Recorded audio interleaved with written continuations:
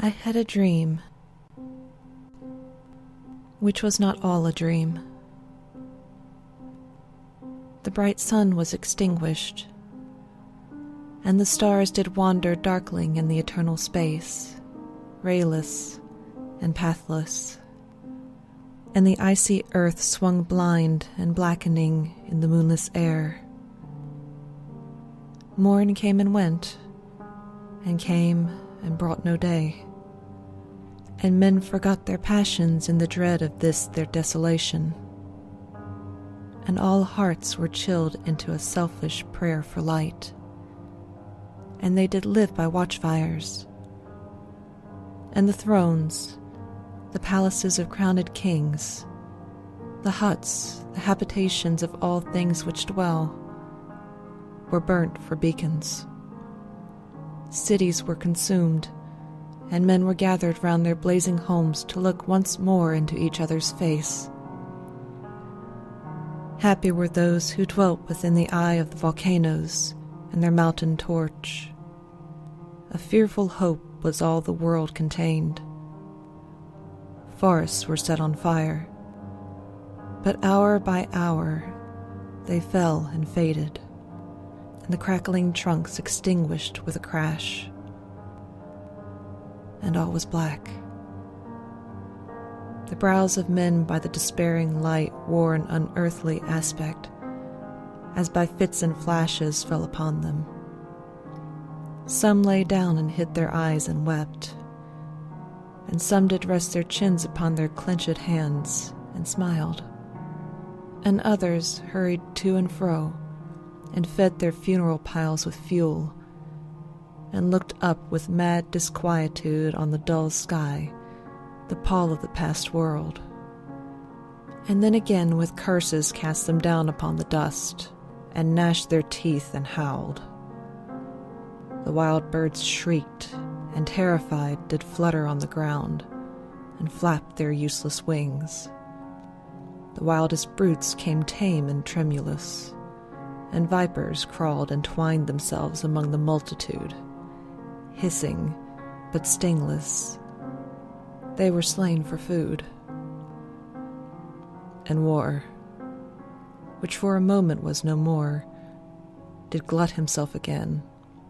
A meal was bought with blood, and each sate suddenly apart, gorging himself in gloom.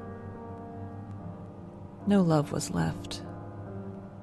All earth but one thought, and that was death. Immediate and inglorious, and the pang of famine fed upon all entrails. Men died, and their bones were tombless as their flesh. The meager, by the meager, were devoured. Even dogs assailed their masters, all save one, and he was faithful to a course, and kept the birds and beasts and famished men at bay, till hunger clung them, or the dropping dead lurked their lank jaws.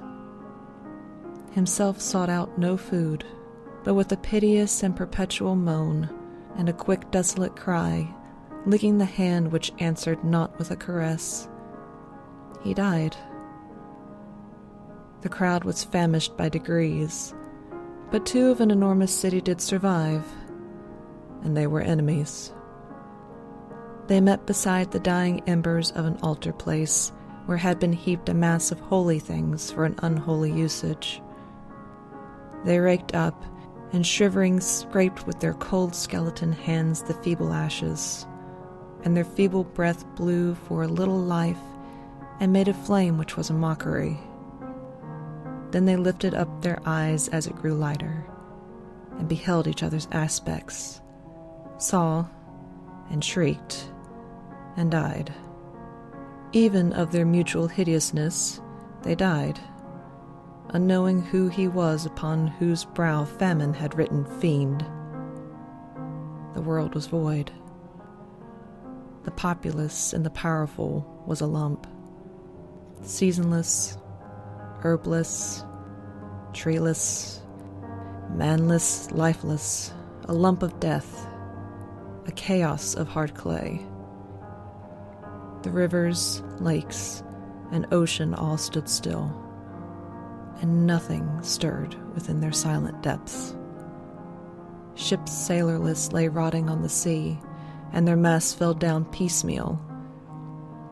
As they dropped, they slept on the abyss without a surge.